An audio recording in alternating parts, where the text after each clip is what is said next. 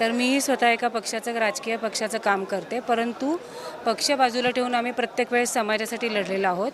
तर आत्ताची जी बैठक होती ही मराठा सेवक नेमण्याची होती.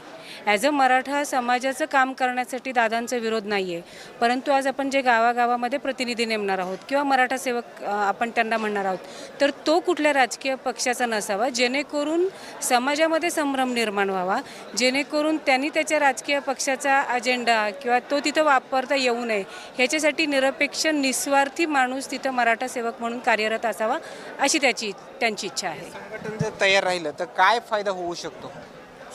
संघटनांनी जे गावोगावांमधले ज्या भागांमध्ये मराठा सेवकांची मदत पोचत नाही त्या भागांमध्ये मराठा सेवकांची मदत पोचण्यात मदत होईल आणि अजून संघटना वाढत गेली तर अजून ठिकाणांमध्ये मदत होईल. देखील पुण्यावरून आलेला आहे.